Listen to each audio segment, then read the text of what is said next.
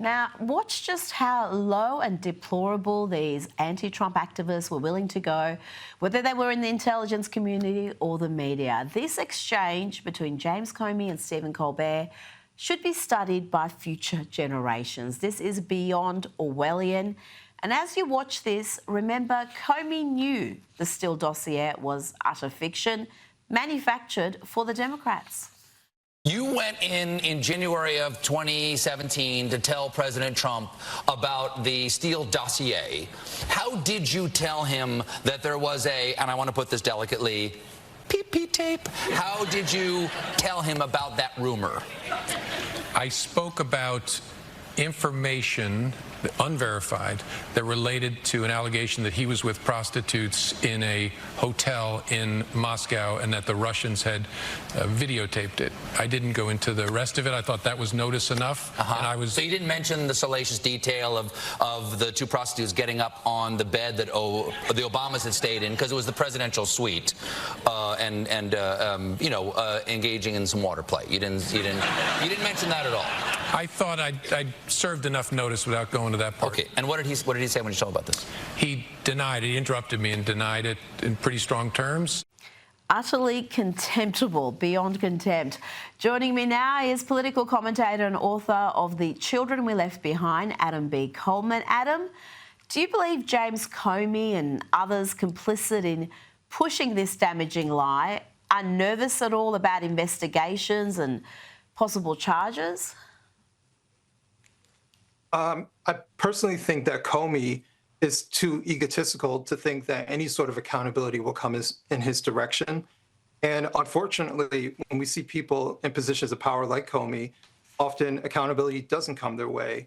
One can only hope that the Trump administration actually follows through and investigates this appropriately, because the American public was gone through years of allegations of Donald Trump colluding with Russia. Blue and on, Democrats still perpetuate this lie. Rachel Maddow still perpetuates this lie.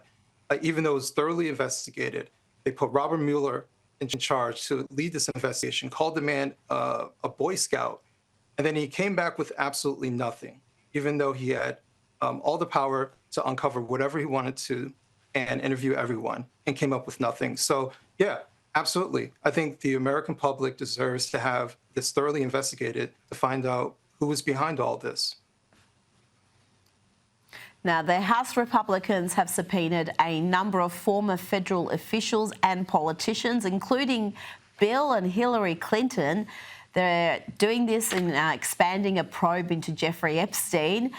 Adam, Bill Clinton may become only the 5th former president to testify before a congressional committee, and I'd imagine that would have a lot of questions about his relationship with Epstein and the number of times he was on that plane and the number of times he may have visited that island. Yeah, as much as I would love to see him actually on camera answering questions, I doubt that will actually happen. Probably what will occur is that he will be non-compliant to an extent where this will become more of a negotiation behind the scenes, which there's precedence for. There will be some sort of legal challenge, if anything. So will this possibly happen? Will the American public get on C-SPAN Bill Clinton answering questions about why he was hanging out with Jeffrey Epstein so much on these planes and why they were going to these islands and what was happening there? I don't think we'll actually have that show moment, although it would be absolutely spectacular if I was 100% wrong. Adam, I think you're 100% right. Bill Clinton is going to do everything within his power to avoid testifying. Now, let's move along to Big Balls. Remember him? He made headlines before and he's made them again. Edward Correstein, the teenager known as Big Balls, who previously worked at Doge, was viciously bashed in DC by a group of thugs, and Donald Trump has had enough of the out-of-control violence in DC. I have to say that somebody from Doge was very badly hurt last night. You saw that. A young man who was beat up by a bunch of thugs in D.C. And either they're going to straighten their act out in the terms of government and in terms of protection, or we're going to have to federalize and run it the way it's supposed to be run.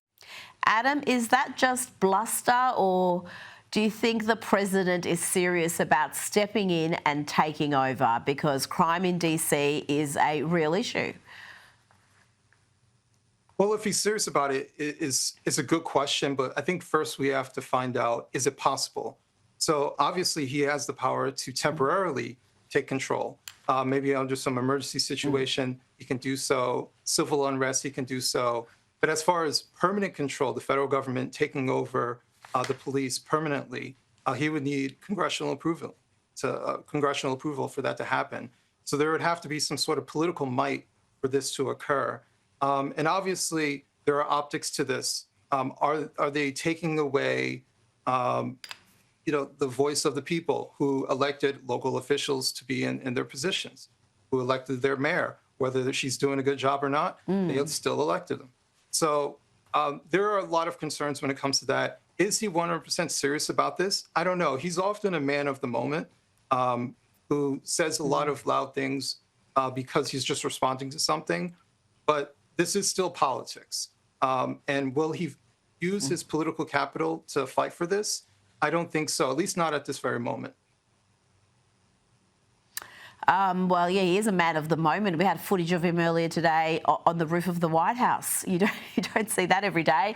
Before you go, we've seen alligator Alcatraz down in Florida, and now Indiana is getting the Speedway Slammer. Kristi Noem announced this earlier today, a new partnership with the state of Indiana to expand detention beds by 1,000 beds. They're pressing ahead with this agenda despite the abundant bad publicity. They're not stopping with this deportation program. Yeah, well, the bad publicity is coming from the left-wing mainstream media. I think the Trump administration is doing something that should have happened with the Trump 1.0 administration, is that do the thing that the American public elected you to do, and don't worry about what the media portrays you as doing. Whether he tries to cater to the media, whether he tries to make it all shiny and smooth, it doesn't matter because they're still going to smear him. The American public wanted Trump administration to take this seriously, and that's what they're doing. That's exactly what they're doing. Adam B. Coleman, thank you so much for your time tonight.